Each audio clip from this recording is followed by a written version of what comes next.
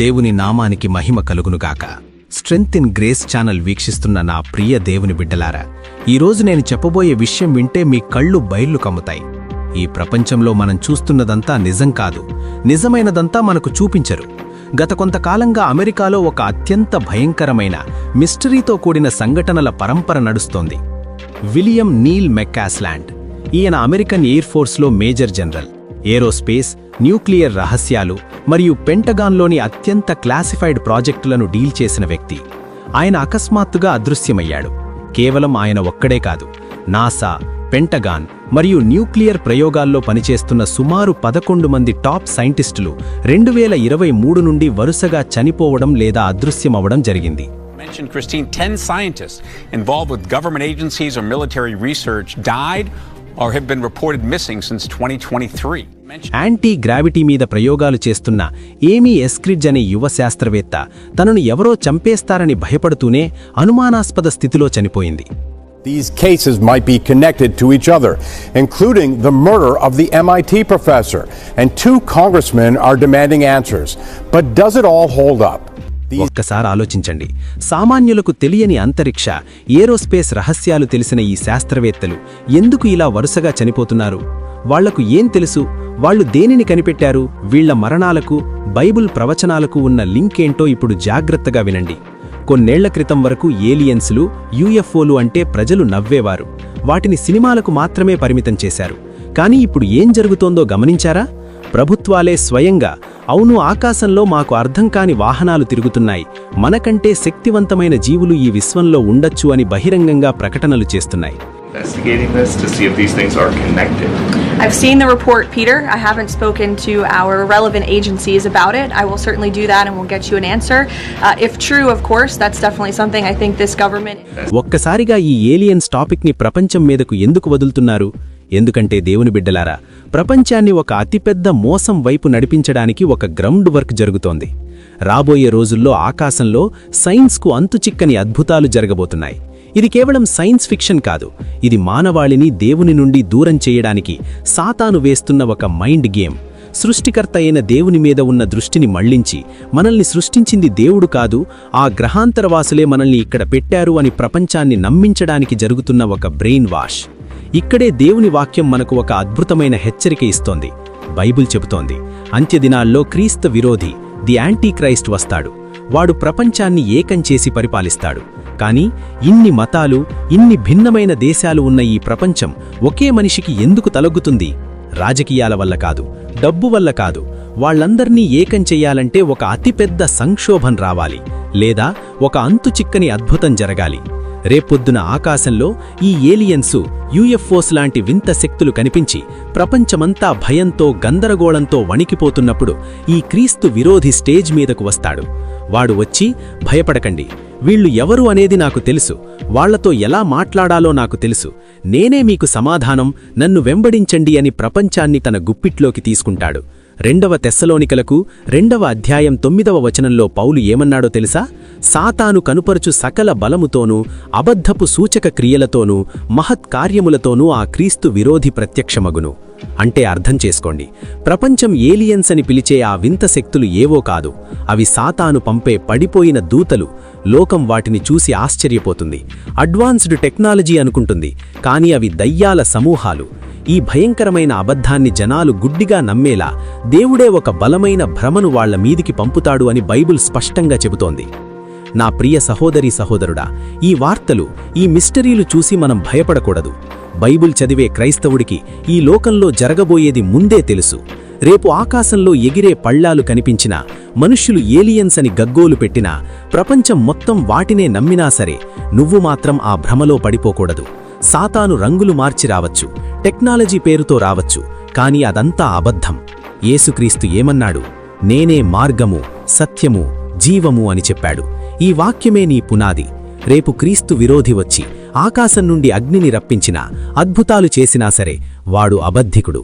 వాక్యం మీద పునాది లేనివారే రేపు ఆ మోసంలో పడిపోయి క్రీస్తును విడిచిపెడతారు. కాని క్రీస్తు స్వరం తెలిసిన గొర్రెలు ఆ మాయలో పడవు. నువ్వు కేవలం వార్తలు చూసే క్రైస్తవుడిగా మిగిలిపోతావా, లేక వాక్యంలో వేరుపారిన క్రైస్తవుడిగా నిలబడతావా?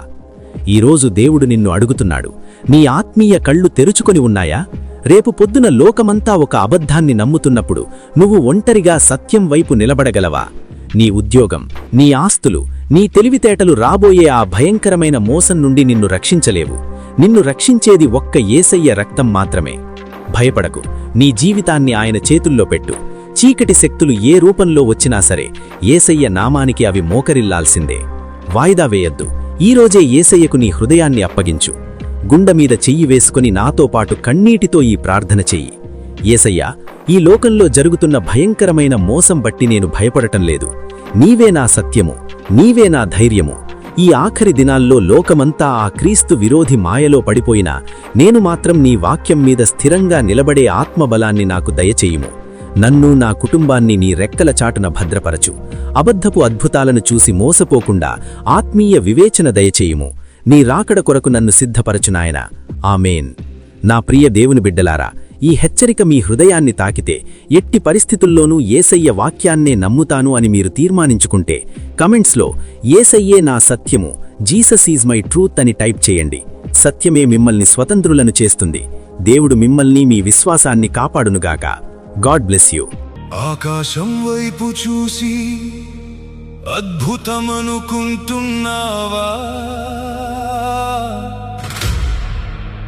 లోకం చెబుతున్న కట్టుకథలు నిజమని నమ్ముతున్నావా?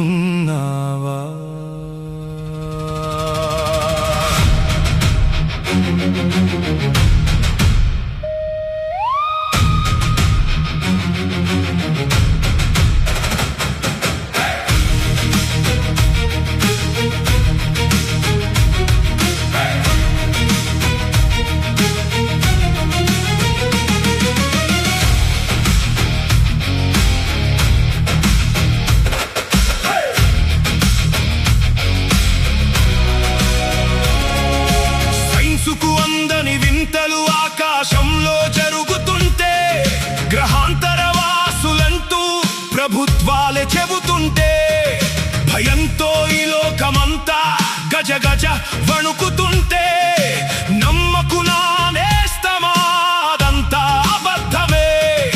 సృష్టికర్తను కాదని సృష్టే దేవుడనే సాతాను పన్నుతున్న అతి పెద్ద వల ఇదిలే. భ్రమలో పడకుమా ఓ దేవుని బిడ్డ, మాయలో పడకుమా, వాక్యం వదలకుమా. అబద్ధపు సూచక క్రియలతో క్రీస్తు విరోధి వచ్చిన, వెలుగు దూత వేషంలో అంధకారము ఎదురైనా, సత్యము ఒకటే, ఆ సత్యము యేసయ్యే.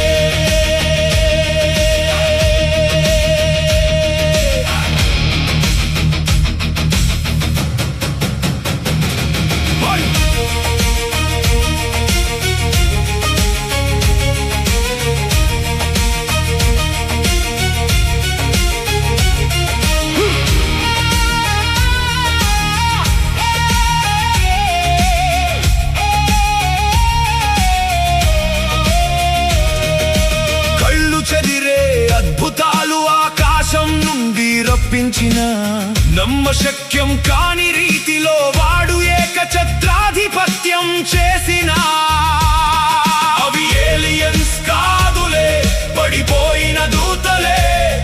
అవి వింత శక్తులు కాదులే, నశించిన దయ్యాలే.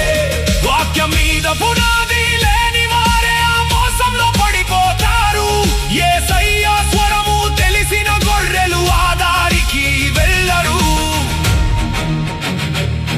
నీ ఆత్మీయ కళ్ళు తెరువు, వివేచన కలిగి ఉండు. నీ ఉద్యోగం నిన్ను కాపాడదు, ఆస్తులు నిన్ను కాపాడవు. ఎంత పెద్ద సంక్షోభం ఈ భూమిని గమ్మేసిన, యేసునామం ముందు అపవాది తల వంచాల్సిందే. యేసునామం ముందు అపవాది తల వంచాల్సిందే. భ్రమలో పడకుమా ఓ దేవుని బిడ్డ, మాయలో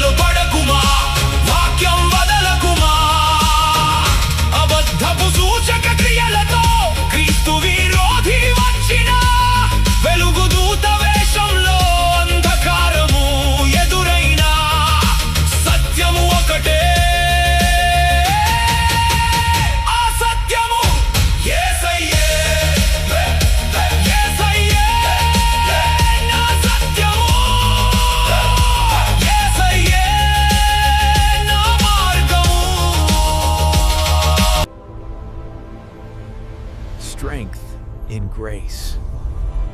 It's all about Jesus.